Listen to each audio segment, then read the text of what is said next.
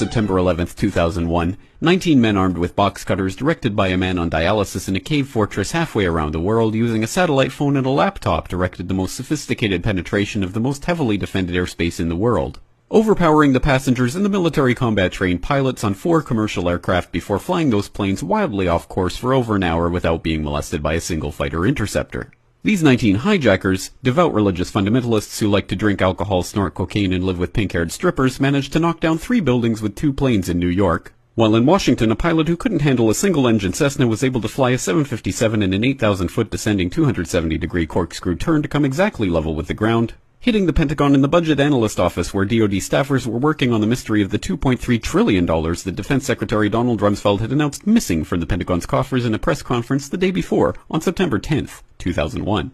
Luckily, the news anchors knew who did it within minutes. Osama bin Laden. The pundits knew within hours. Osama bin Laden. The administration knew within the day. Terrorists who committed these acts and those who harbored them. And the evidence literally fell into the FBI's lap. That a hijacker's passport was found blocks from the World Trade Center crash site, if you can believe that.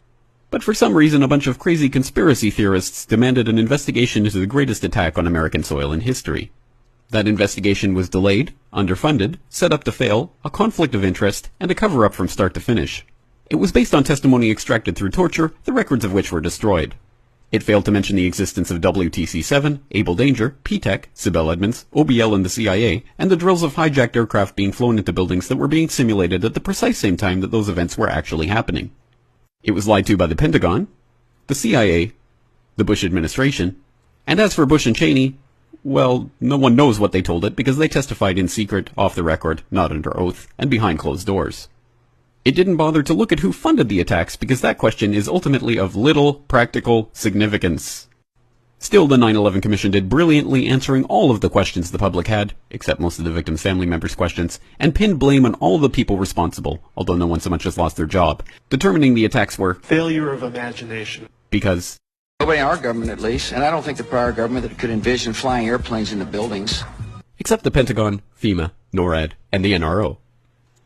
The DIA destroyed 2.5 terabytes of data on Able Danger, but that's okay because it probably wasn't important. The SEC destroyed their records on the investigation into the insider trading before the attacks, but that's okay because destroying the records of the largest investigation in SEC history is just part of routine record keeping. NIST has classified the data that they used for their model of WTC-7's collapse, but that's okay because knowing how they made their model of the collapse would jeopardize public safety. The FBI has argued that all material related to their investigation of 9/11 should be kept secret from the public, but that's okay because the FBI probably has nothing to hide. This man never existed, nor is anything he had to say worthy of your attention, and if you say otherwise, you are a paranoid conspiracy theorist and deserve to be shunned by all of humanity. Likewise him, and her. And her, and her, and him. Osama bin Laden lived in a cave fortress in the hills of Afghanistan, but somehow got away. Then he was hiding out in Tora Bora, but somehow got away. Then he lived in Abbottabad for years, taunting the most comprehensive intelligence dragnet employing the most sophisticated technology in the history of the world for a decade, releasing video after video with complete impunity and getting younger and younger as he did so, before finally being found in a daring SEAL team raid which wasn't recorded on video, in which he didn't resist or use his wife as a human shield, and in which these crack special forces operatives panicked and killed this unarmed man, supposedly the best source of intelligence about those dastardly terrorists on the entire planet. Then they dumped his body in the ocean before telling anyone about it. Then a couple dozen of that team's members died in a helicopter crash in Afghanistan. This is the story of 9/11, brought to you by the media which told you the hard truths about His head could be seen to move violently forward. And they took the babies out of the incubators. And mobile production facilities. And the rescue of Jessica Lynch.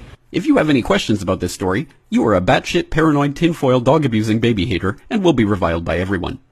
If you love your country and or freedom, happiness, rainbows, rock and roll, puppy dogs, apple pie, and your grandma, you will never ever express doubts about any part of this story to anyone.